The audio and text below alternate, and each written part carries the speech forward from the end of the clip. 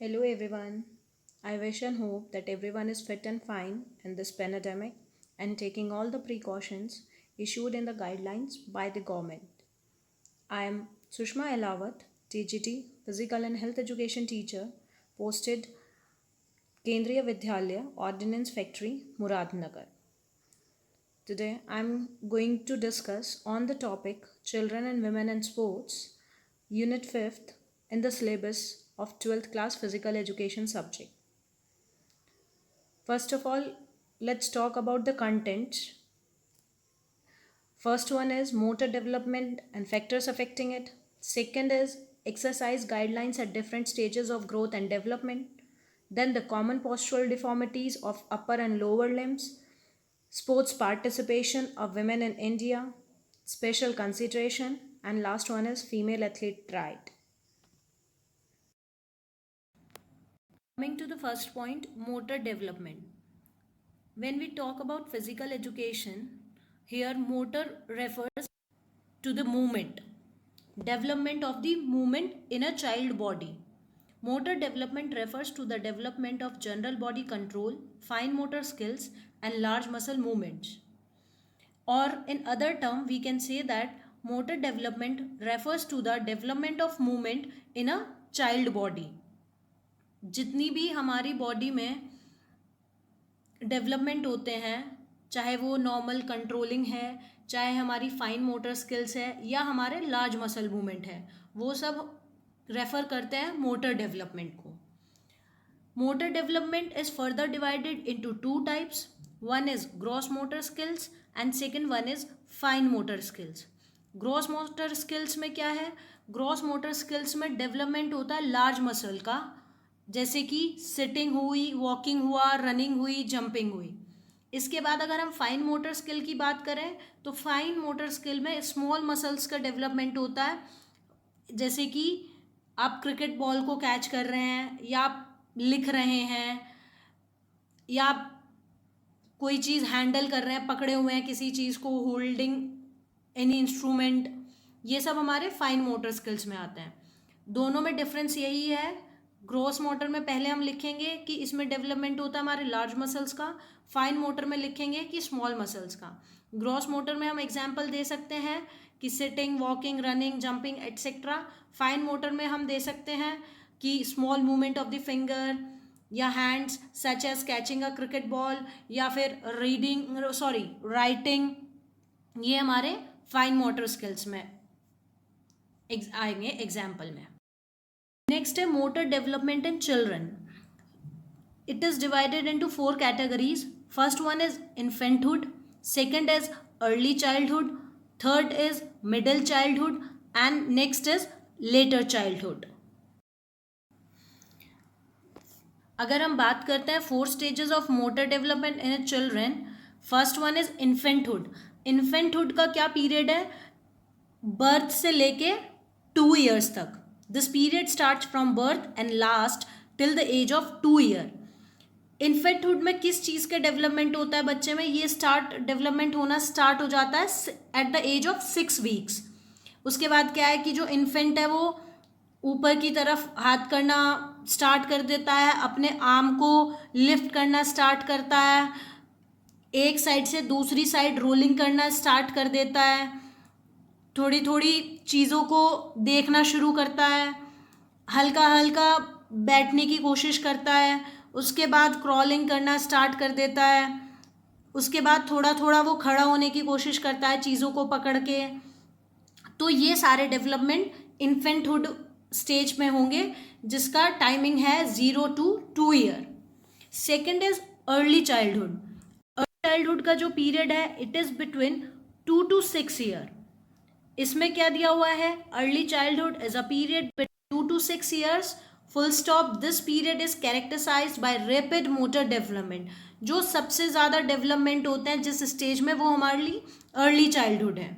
किसी भी बच्चे के लिए जो रैपिड मोटर डेवलपमेंट है वो उसका अर्ली चाइल्डहुड है, या जिन्हें हम प्री स्कूल ईयर्स भी बोलते हैं. उसमें वो क्या क्या चीज़ें सीखता है? किक करना स्टार्ट करता है, या फिर चीज़ों को फेंकना शुरू करता है, अपनी बॉडी में बैलेंस लाना शुरू करता है. उसके बाद Child start working like adults at the age of 4 year also. The child tries to attempt running also. धीरे धीरे दौड़ेगा फिर गिरेगा. उसके बाद जैसे ही वो 4 से 5 साल के बीच में आएगा उसके बाद वो अपनी रनिंग को कंट्रोल करना सीखता है. तो ये वाली जो चीज़ें वो सीख रहा है वो अर्ली चाइल्डहुड में सीख रहा है, जिसका टाइम पीरियड है 2 to 6 year. Then the next is middle childhood. Middle childhood का जो पीरियड है ये आपका रेफर करता है 7 to 10 year. After the age of 7 year the child moves toward perfection of movements like running, jumping, throwing and catching.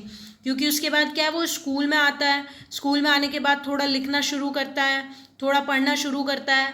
उसी में चीज़ें हैं कि उसको रनिंग के लिए जो हमारे एक्टिविटीज़ होती हैं पार्टिसिपेट करना शुरू करता है. थोड़ा सीधा भागेगा, थोड़ा तिरछा भागेगा. जंपिंग हुई, थ्रोइंग हुई, कैचिंग हुई, ये सारी चीज़ें वो मिडिल चाइल्डहुड में सीखेगा, जिसका टाइम पीरियड है 7 to 10 ईयर्स.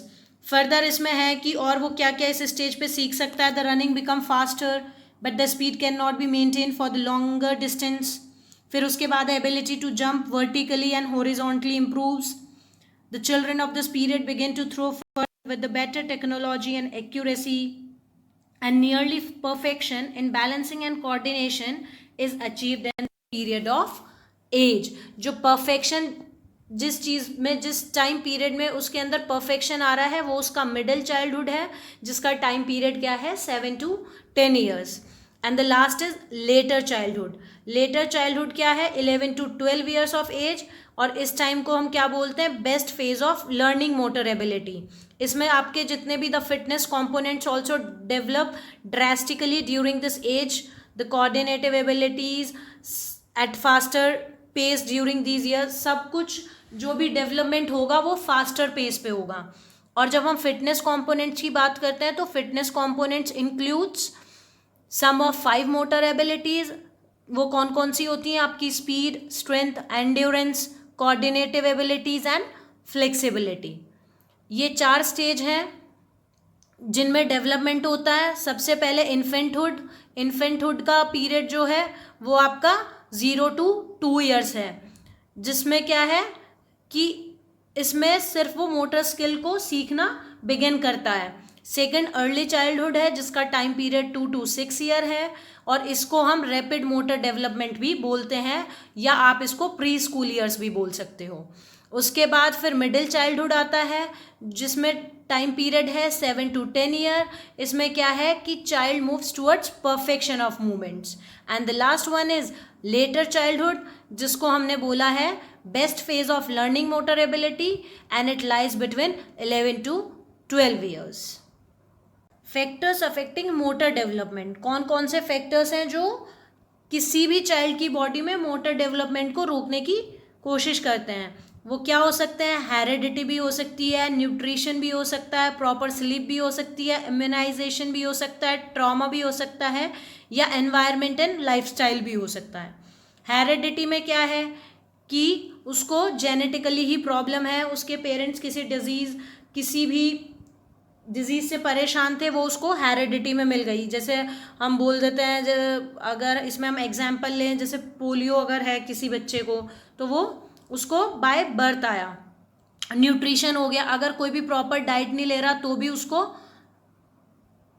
खाने की कमी की वजह से, या जो बैलेंस डाइट एक होनी चाहिए डेवलपमेंट के टाइम वो नहीं मिल रही है, तो कोई ना कोई बॉडी में कोई भी पोस्चरल डिफॉर्मिटी हो सकती है या मूवमेंट में दिक्कत होती है. प्रॉपर स्लीप, अगर बच्चा सही से नहीं सो रहा है वो फैक्टर भी इफेक्ट करेगा.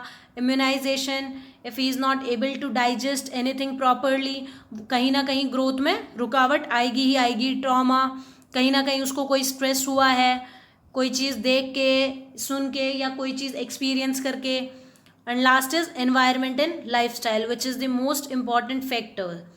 एनवायरनमेंट और लाइफस्टाइल क्यों, क्योंकि सबसे ज़्यादा बच्चे अपने एनवायरनमेंट से ही सीखते हैं और अपनी दिनचर्या से, जो उनके फैमिली में अडॉप्ट की जाती है, जो उनके आसपास सोसाइटी में अडॉप्ट की जाती है, या जो वो अपने स्कूल में देख के दूसरे बच्चों को सीखने की कोशिश करते हैं.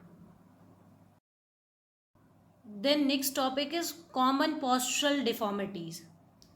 पोस्चर, सबसे पहले तो हमें ये पता होना चाहिए कि पोस्चर का मतलब क्या है. पोस्चर का मतलब होता है पोज, या आपकी बॉडी किस तरह से एक्ट कर रही है, ये हमारा पोस्चर होता है। अब हम पोस्चरल डिफॉर्मिटीज़ की बात करते हैं, तो हमारी जो बॉडी पोजीशन है, जो हमारा बॉडी पोज है, उसमें क्या क्या डिफॉर्मिटी है, तो इनको हम 2 टाइप्स में डिवाइड करते हैं, अपर बॉडी पार्ट डिफॉर्मिटीज़ या लोअर बॉडी पार्ट डिफॉर्मिटीज़। अगर अपर पार्ट की बात करते हैं तो upper part includes kyphosis, लुडोसिस, scoliosis या राउंड शोल्डर जो बोले। जब हम लोअर बॉडी की पार्ट की बात करते हैं उसमें हमारा इंक्लूड होता है knock knees, flat foot and bow legs. Now the first one is knock knee, जो कि हमारे लोअर बॉडी पार्ट की डिफॉर्मिटी है। इसमें क्या है कि knock knee is a condition in which the lower legs are positioned outward angle and the knees touch each other. इसमें क्या होता है, जो नीज हैं वो कभी भी आप देखना, नीज क्या करेंगे, एक दूसरे को टच करने की कोशिश करेंगे या ओवरलैप करने की कोशिश करेंगे। इनको हम नोक नीज बोलते हैं। अगर फोटो में देखें, नॉर्मल में क्या है कि जो नीज हैं वो एक दूसरे को टच नहीं कर रहे हैं, लेकिन जो नॉक नी क्या है, वो एक दूसरे को, जब आप खड़े हो एकदम हल्का सा भी नॉर्मल पोजीशन में, उसमें क्या आपके नीज टच करने की कोशिश करेंगे या कई बार ओवरलैप भी कर सकते हैं। अब ये नॉक नी डिफॉर्मिटी होती, इसके कारण क्या है, कॉज क्या क्या है, ये डिफॉर्मिटी होने के कारण क्या हो सकता है, रिकेट्स बीमारी भी हो सकती है, या आपके अंदर विटामिन डी की डेफिशिएंसी है इसीलिए भी ये नॉकनी की प्रॉब्लम हो सकती है, वीक लेग्स है, या ओबेसिटी ड्यूरिंग चाइल्डहुड, ओवरवेट या कैल्शियम की कमी की वजह से ये सारे डिफॉर्मिटी हो सकती हैं। लेकिन इस डिफॉर्मिटी को ठीक करने के लिए क्या हम यूज़ कर सकते हैं, इसमें हम ये वाले जो आसन लिखे हुए हैं इनको हम यूज़ कर सकते हैं, जैसे वृक्षासन है, कर्म धनुरासन है, पद्मासन है, या फिर आप पिलो एक्सरसाइज कर सकते हैं। पिलो एक्सरसाइज में क्या होता है, पिलो को हम दोनों नीज के बीच में रख के उनको अपार्ट करने की कोशिश करते हैं। Then the next is kyphosis. Kyphosis is a problem of upper body part. Kyphosis में हम बोलते हैं, जिसमें आपने देखा भी हो एग्जाम्पल, जो हमारी गर्दन है, गर्दन के ऊपर से जो पार्ट बाहर निकल जाता है। The term kyphosis refers to an exaggeration of the outward or backward curvature of the mid-spine. It is caused, इसके cause क्या है, due to excessive curvature of the spine at the back, such as hunchback. It also refers to a change in the posture that affects the upper back.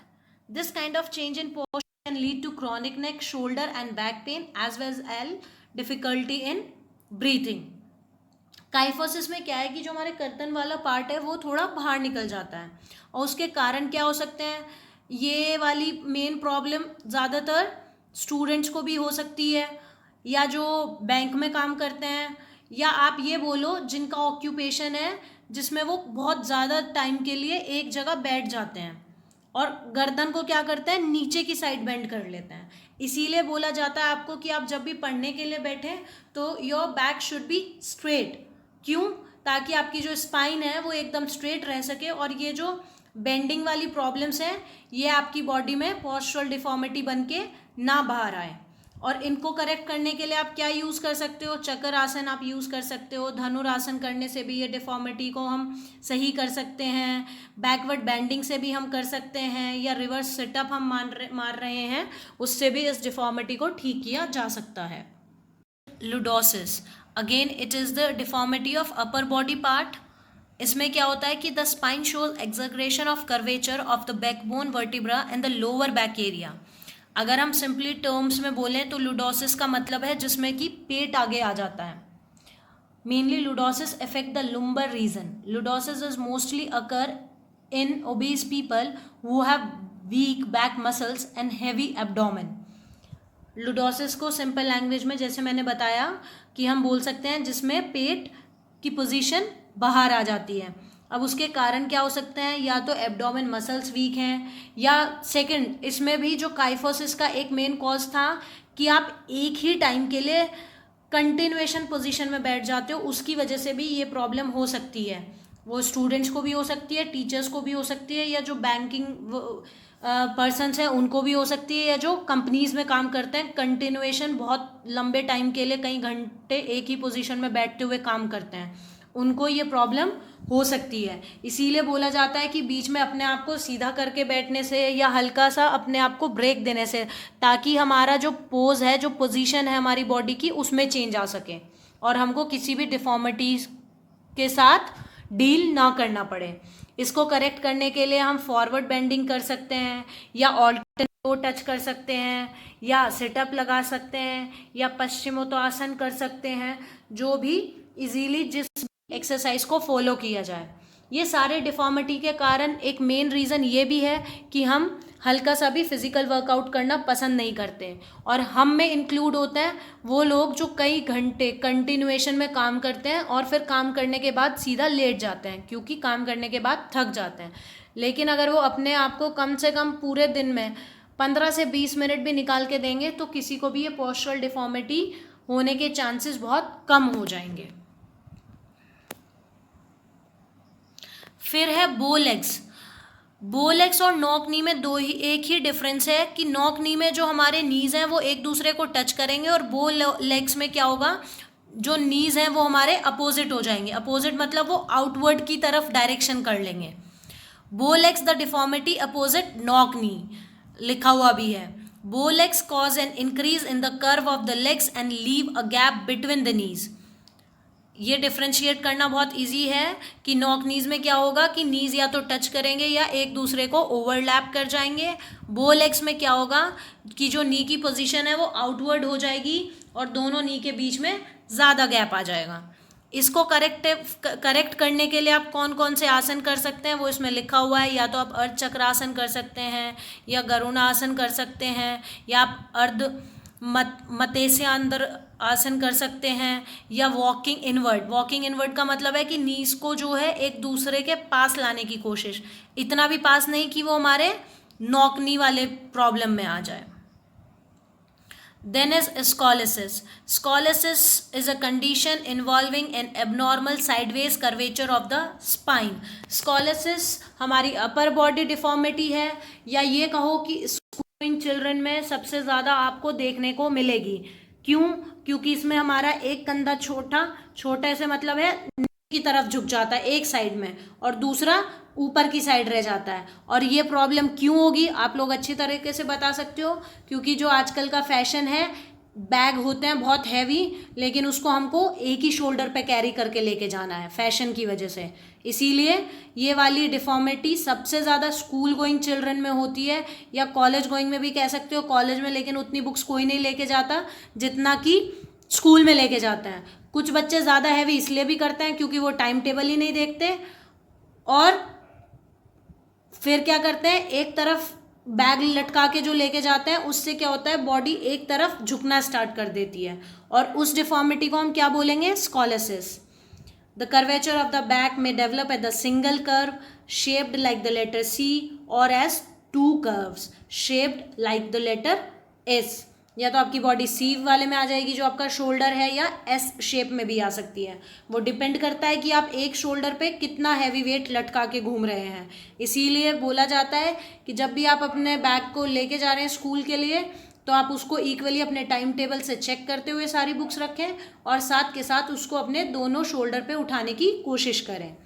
इसको correct करने के लिए आप अर्ध चक्रासन भी कर सकते हैं, या स्विमिंग बेस्ट टेक्निक है इसको सही करने के लिए। लेकिन स्विमिंग में भी क्या बेस्ट है, ब्रेस्ट स्ट्रोक। फिर चिनअप्स है या त्रिकोण आसन है। उसके बाद है राउंड शोल्डर। राउंड शोल्डर में क्या है कि round shoulder is the postural defect in which the shoulders are protracted, means drawn forward. ये भी एक तरह से काइफोसिस से सिमिलर ही है, जिसमें कि हमारे जो शोल्डर हैं वो दोनों ऊपर आ जाते हैं और हमारी जो गर्दन है वो हल्की हो जाती है। इसके कॉज क्या है कि पुअर पोस्चर वाइल वर्किंग, या फॉल्टी फर्नीचर, या रॉन्ग हैबिट ऑफ सिटिंग और स्टैंडिंग, या carrying heavy load on shoulder, या आप एक ही साइड होके सोते हैं। इसकी वजह से ये प्रॉब्लम होने के चांसेस बहुत ज़्यादा हैं। इसको करेक्ट करने के लिए हम कौन कौन से आसन या एक्सरसाइज यूज़ कर सकते हैं? बैकवर्ड बेंडिंग कर सकते हैं, या रिवर्स सिटअप लगा सकते हैं, धनुरासन कर सकते हैं, या भुजंग आसन। कोई भी आप इनमें से यूज़ कर रहे हैं, कोई भी आसन आपकी पोस्चरल डिफॉर्मिटी को दूर ही करेगा, उसे इंक्रीज नहीं करेगा। अगर आपको ये प्रॉब्लम है तो आप अपने आप को ठीक करने की कोशिश करेंगे। सब कुछ दिया हुआ है, आपके आसपास भी अगर कोई है तो आप इसको इजीली आइडेंटिफाई करके उनको एक्सरसाइज बता सकते हैं। और आप लोगों के लिए जो सबसे ज़्यादा है ज़रूरी, वो स्कॉलियोसिस वाली पोस्चरल डिफॉर्मिटी है, जिसमें कि एक शोल्डर पे ज़्यादा वेट को हमने कैरी नहीं करना है, इक्वली दोनों शोल्डर पे उसको डिस्ट्रीब्यूट करके हमें अपना वेट को कैरी करते हुए लेके जाना है। फ्लैट फुट, फ्लैट फुट में क्या है कि फ्लैट फुट में हमारा जो फुट है वो एकदम एक इक्वल लाइन में होता है, कोई आर्क नहीं होता। Flat foot is a condition in which the arch of the foot collapse downward, the entire sole of the foot comes into complete और near complete contact with the ground. और ये किस लिए? The appearance of flat foot is common in children in case of obesity. मोटापे की कारण की वजह से क्या होता है, जो बच्चे चलते हैं उनके सारा वजन पैरों, अब हमारे बॉडी का वेट कौन उठाता है जब हम चलते हैं? हमारे फुट। और जब हम ज़्यादा अपने बॉडी की हाइट से ज़्यादा अपना वेट कर लेंगे तो हमारे फुट हैं वो उस वेट को बियर नहीं कर पाएंगे, और इसीलिए जो आर्क होगा वो गायब होता चला जाएगा।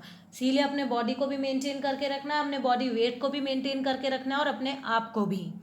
इसके कॉज क्या हो सकते हैं? Main cause of flat foot are wearing flat slipper और शूज़, या इम्प्रॉपर शूज़, या पुअर क्वालिटी ऑफ शूज़। इन सब की वजह से ये प्रॉब्लम होने के चांसेस बहुत ज़्यादा होते हैं, ओबेसिटी एंड ओवरवेट। और इनको ठीक करने के लिए हम क्या यूज़ कर सकते हैं? या तो आप ताड़ासन कर सकते हो, या आप सैंड पे वॉक कर सकते हो, आपको कंटिन्यूएशन में रनिंग करनी चाहिए, और सबसे ज़रूरी चीज़ कि अच्छी क्वालिटी के शूज़ या स्लीपर आपको यूज़ करने चाहिए। The next heading is sports participation of women in India. Sports participation का जितना भी हमारे पास डाटा है वो इसमें मेंशन किया गया है। इसको आप इजीली इसमें से पढ़ सकते हैं कि the first women athlete Indian saint word for women athletes to the Helsinki 1952 Olympic in athletics, Nilima Ghosa and Mary D'Souza, while in swimming, Dolly Nazir and Aarti Saha represented in Helsinki Olympics. But PT Usha became first Indian lady to enter the finals of any Olympic event. इसके बाद इनका जितना भी description है वो mention किया गया है। लेकिन जब हम बात करते हैं कि विमेन ने इंडिया में क्या स्कोप है उसका स्पोर्ट्स के रिगार्डिंग, यही है कि कम से कम पार्टिसिपेट करने दिया जाता है। क्यों? क्योंकि बॉयज़ एंड गर्ल्स में डिफ्रेंशिएट करते हुए।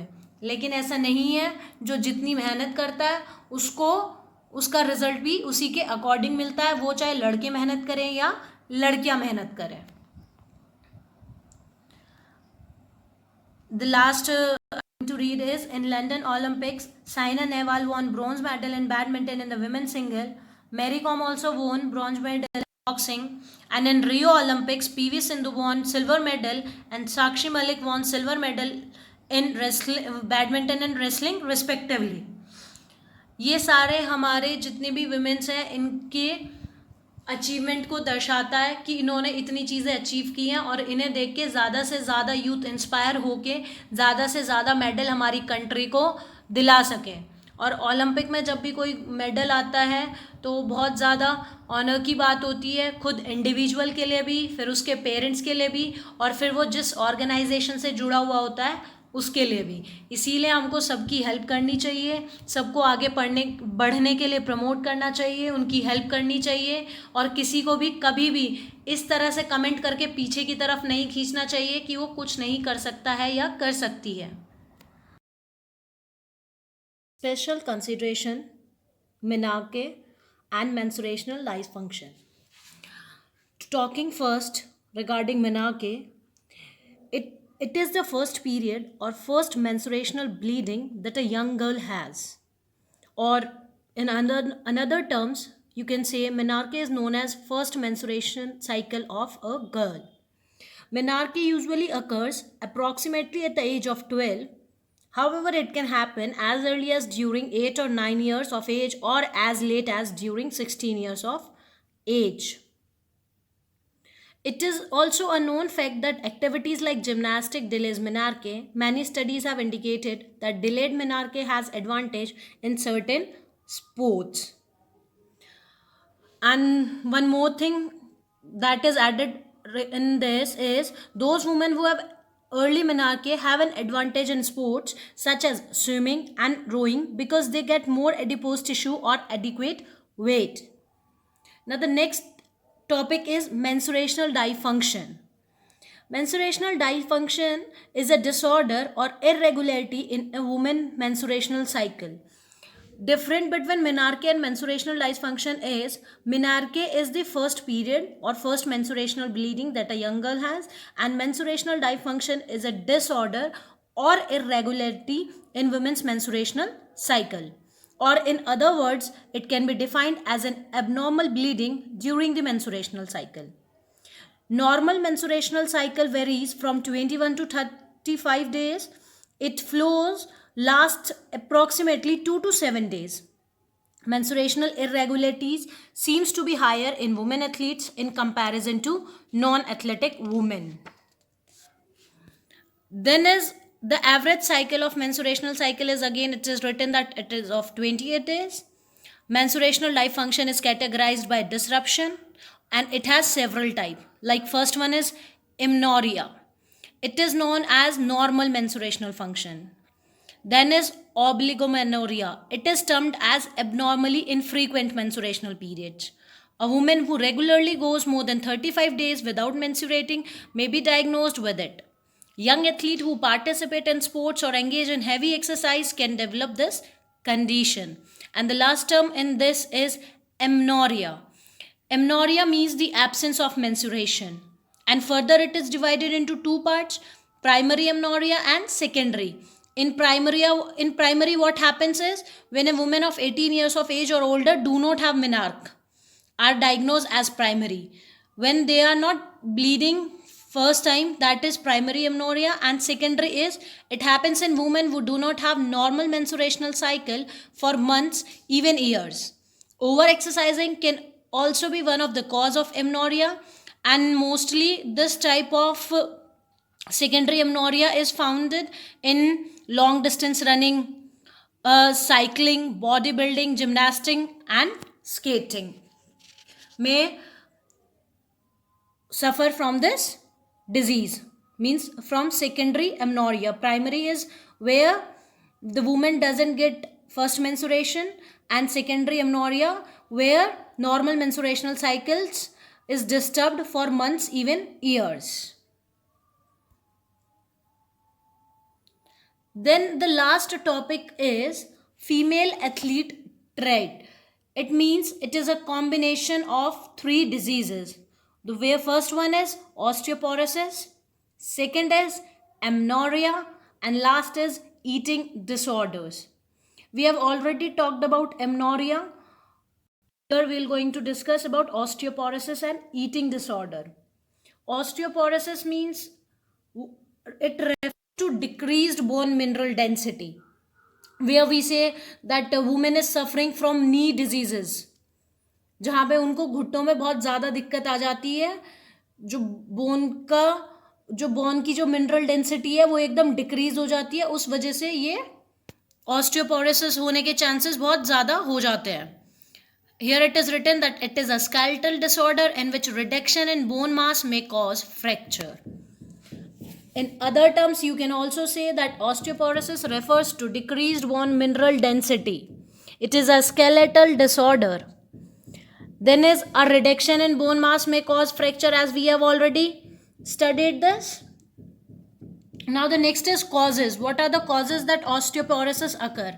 Insufficient calcium in diet, amenorrhea can be the cause, eating disorder, and bad eating habits. Amenorrhea, as we have already been discussed this, that it refers to the absence of menstruational periods. It may be either primary or secondary, which we have already discussed. Now, what are the causes that amenorrhea occurs? It can occur because of improper diet, exercising intensity, not consuming enough calories, decreasing hormone, and inadequate nutrition. So, while performing any exercises, be conscious regarding your diet also. Then the last heading of this is eating disorders. Eating disorder is most of the girls with female athlete try to lose their body weight as a way to improve their performance in the field of games and sports, right? And in order to lose weight, they may practice unhealthy weight control methods, including restricted food intake, self induced vomiting, consumption of diet pills. Many girls deny their eating disorders due to embarrassment, shame, fear of losing control of their dieting, and a mistaken belief that excessive weight loss enhances sports performance. These eating disorders can be fatal, and there are two types of disorder which are written here. One is anorexia nervosa and second is bulimia nervosa. Now talking about anorexia nervosa is, in this eating disorder, the female athlete think only about food, dieting and body weight all the time. They always think about food, dieting, that they'll keep themselves on dieting and they'll lose all the body weight without eating food. Then other individual usually feel them that they are becoming thin, but they do not believe this. In front of the mirror they see themselves as obese. क्यों? क्योंकि वो एक मन में, mind में एक setup हो जाता है कि हम कम खाएंगे और कम खाने से हमारा बॉडी वेट लूज हो जाएगा, लेकिन ऐसा कुछ नहीं होता. क्यों?